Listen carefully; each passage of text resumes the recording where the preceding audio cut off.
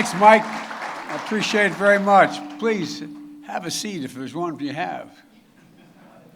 I said that early on in my presidency, said, have a seat, and then the press, there were no chairs. Press looked at, he's so dumb he didn't even know there's no seats there. Folks, look, I want to thank your president, Eddie Kelly. He's been a friend of mine a long, long time. A lot of you have been great friends and good with my family. You know, I joined many of you virtually in October at the U.S. Fire Administration's Summit on Fire Prevention and Control. I was told that I was the first president since Truman to participate, and I made sure to do it because as long as I can remember, you have been with me from the very, very beginning. First outfit ever to endorse me. There's 3 political parties in Delaware: Democrats, Republicans, and firefighters. Well, you all think I'm kidding. You all think I'm kidding. I'm not kidding, man. That's not a joke. And I got the firefighters, and I won by a landslide of 3,800 votes. Anyway, that was in 1972 when I had a little bit of hair. You know, look, throughout my career, I've tried to be there for you all because you've been with me my whole career. Many of you know that when I first started in politics, you were the first outfit, not this particular firefighting group, but the State Firefighters Association. We're the first group to really jump behind me. And you heard me say that many times, God made man, then he made a few firefighters, because you're all nuts. You're the only ones that run into flames. Everybody runs away from them. The overwhelming human instinct is to run away from danger, but when the bell rings, you run toward it, no matter what. And folks, you know, you put on that helmet, you put on that gear, you jump in the back of that truck, and you jump in the ambulance. You do what you do, and you do it well. And you say you're just doing your job. Well, we know it's not just a job.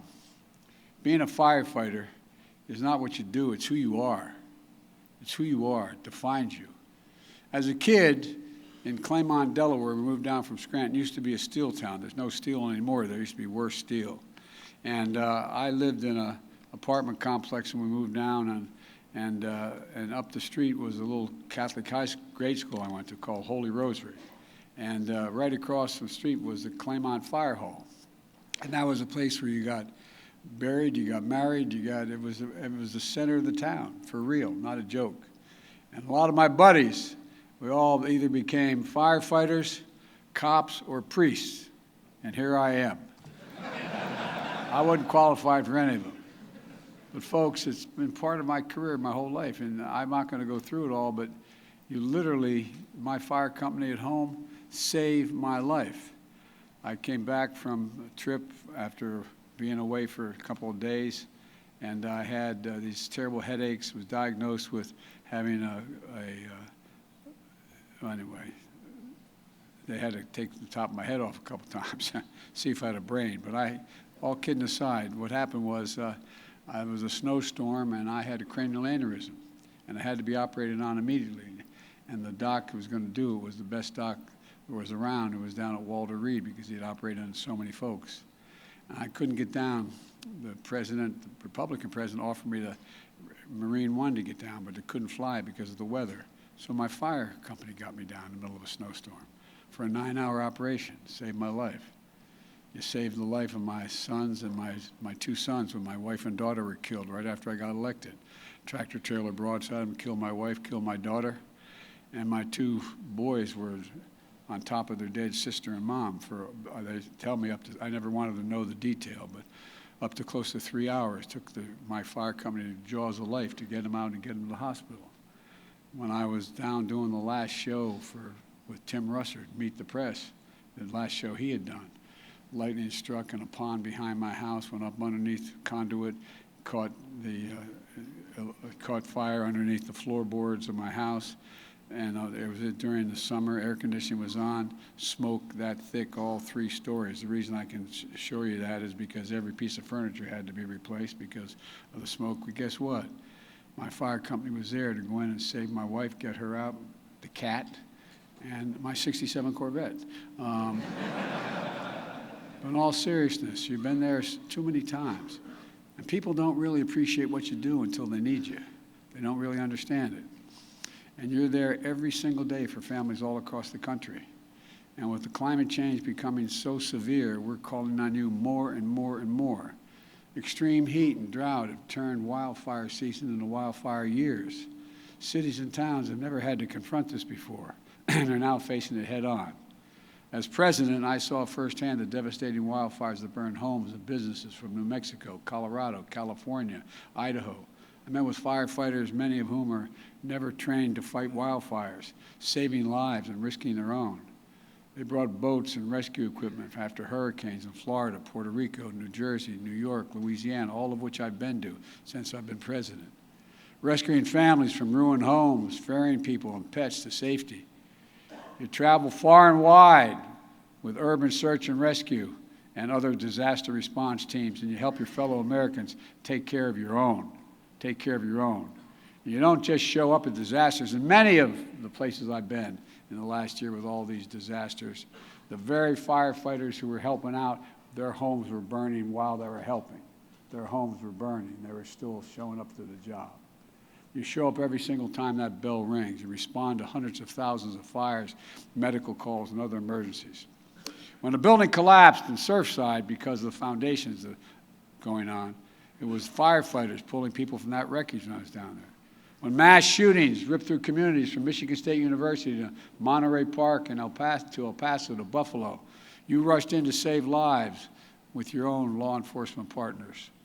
Look, this is tough work, and you bear the scars, and you paid the price for your courage.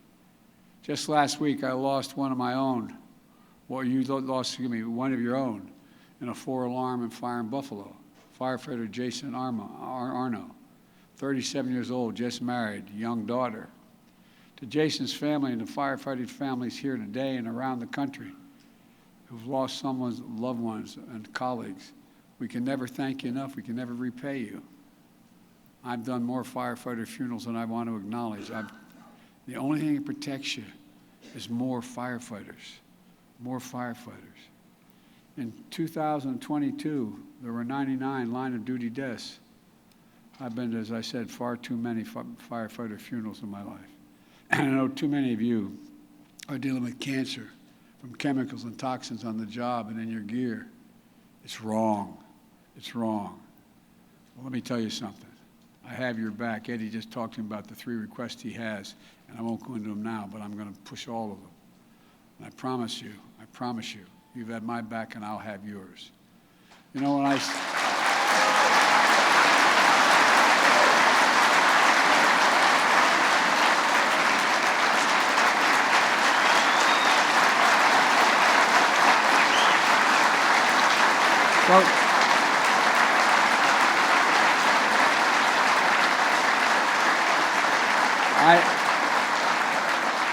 thank you, but I should be clapping for you.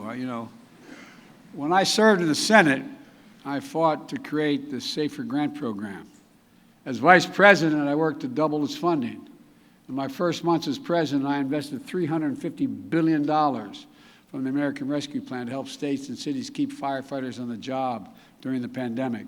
Cities like Tampa, Dallas, Tulsa, Knoxville used the funding for premium pay, new fire and rescue vehicles, extra staff during peak times. The law also increased federal firefighting grants by $300 million, paying for hundreds of emergency response vehicles, thousands of sets of turnout gear, and there's so much more we have to do. Critical cancer research, and putting more local firefighters in the field. And since I spoke at the Summit of Fire Prevention and Control last October, FEMA has funded 400 more firefighting positions, bringing the total to 1,600. Because I know you know, that the things that protects firefighters, again, I'll say it again and again, is more firefighters.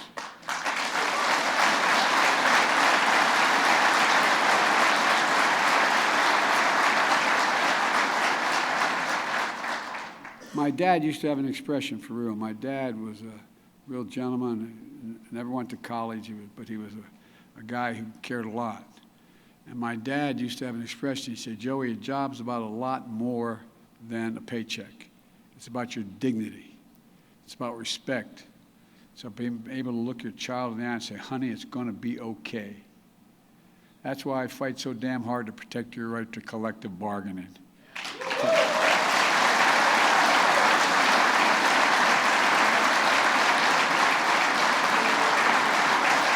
I mean it.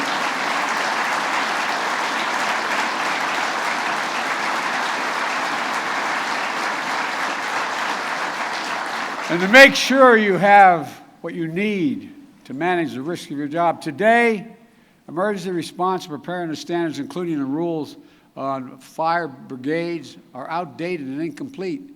They don't address the full range of hazards we face, and they lag behind the latest innovations in protective equipment, industrial standards, and so much more. That's why the Occupational Safety and Health Administration convened a multiple agency panel to draft better standards to protect folks like you, to protect all the rest of it, who protect the rest of us. They're on track to propose an updated rules this fall. And when they finally comes time for you to leave the job and enjoy some hard-earned peace, you should be able to retire with dignity. That's why last year I was proud. I was proud to sign legislation to make sure your disability retirement benefits remain tax-free the whole life. And that's why, as senator, I fought for the Public Safety Officers Benefit Program and helped strengthen it. As president, I signed legislation extending those benefits to firefighters who are permanently disabled and the families of firefighters who die after experiencing trauma like PTSD on duty. You see so much. You see so much, God love you. I'm not sure how you do it. Because your families make the sacrifice they make every day, right along with you. When you put on that uniform, or when they may be in the area where you may be working out of, they hear that alarm go off, they hear that siren go off, they wonder. They wonder not just who in fact is in trouble, but are you going to be coming home? Are you going to be coming home? Every family dreads the possibility of receiving that phone call. There's a line from the English poet John Milton that goes like this. He said, "They also serve who only stand and wait."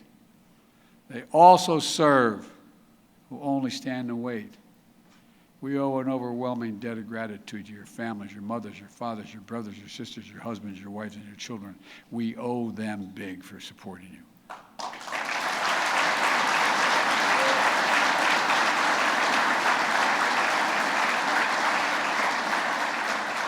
No matter how much we kid around, guys, joke, and I've been hung out with too many firemen, too many fire events, what you do takes enormous courage.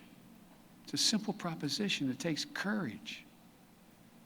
I want to personally thank your families who had to stand and wait while you keep us safe. Much of what we're doing is about your right to be treated fairly, with dignity and with respect. Part of that is making the tax system as fair. By the way, we can make all these improvements and still cut the deficit if we start making people pay fair share.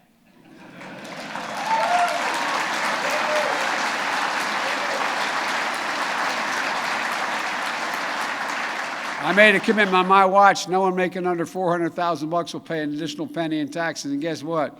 I did all we did, and all the stuff you guys wanted me doing and some more, and we still cut the deficit in the last 2 years by $1.7 trillion. You know why?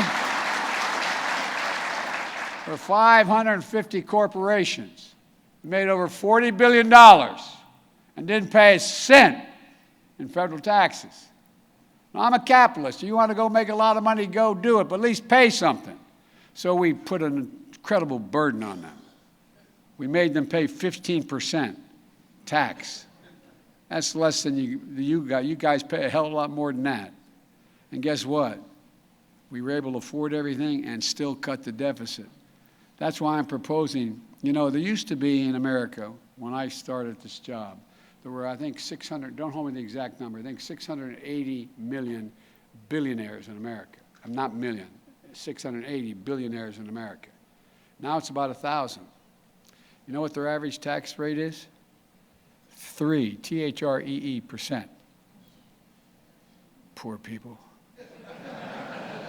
That's why I'm proposing a billionaire tax, because no billionaire should be paying a lower tax rate than a firefighter. Nobody.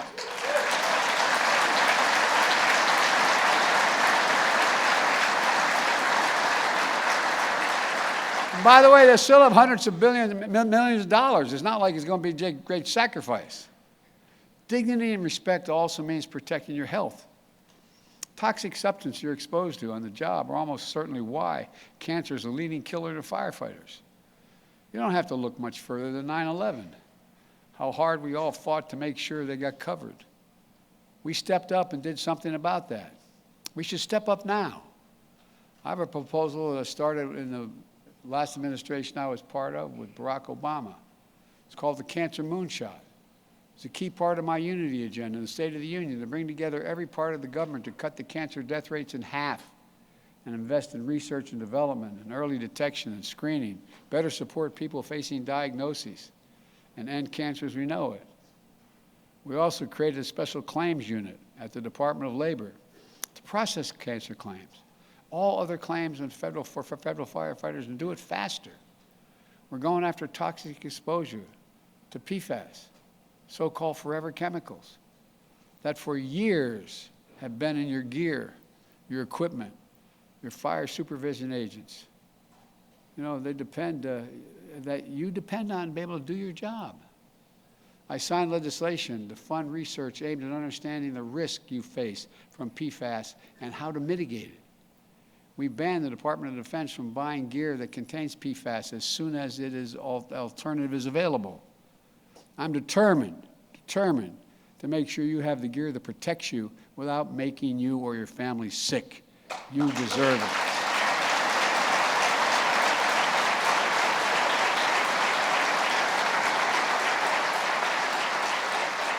We can do this. I met with every major cancer research facility in the world but one, from Asia to Europe, the Middle East, and guess what? We can do it. We've got to fund it. In December, I was proud to sign the Federal Firefighters Fairness Act, giving more than 10,000 federal firefighters and their families critical workers' compensation and other benefits by making sure certain kinds of heart problems, lung disease, and cancers are presumed to be caused by the job.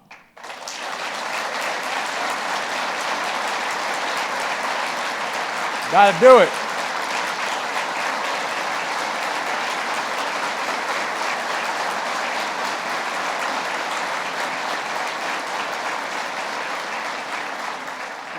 Excuse, as they used to say when I was a senator, a point of personal privilege.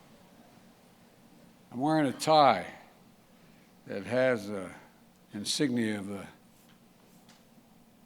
organization my son set up before he died for abused children.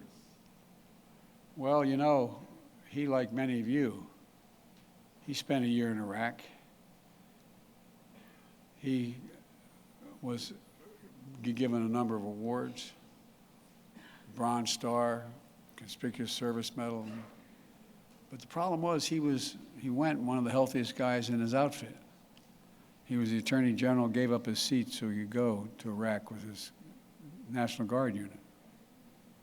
But he was downwind from one of those toxic dumps. And he came home with stage 4 glioblastoma, for which there's no cure. And he died. The idea, and that's why I work so hard to get that legislation passed for veterans, that you have to prove beyond a doubt what caused it when it's obvious what was in the air. It's just wrong. Senator Klobuchar and Congressman Pascrell, are working on what they call the Honor Act, to extend public safety officer benefit program to cover firefighters who die from cancer. I support it. Congress should introduce it, pass it, and get it to my desk for me to sign it.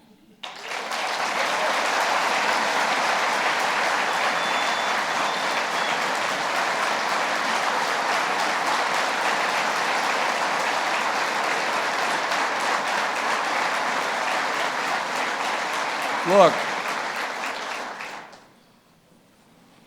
no one's saying you didn't know this was a dangerous profession when you joined it. But that's who you are. It's about helping other people.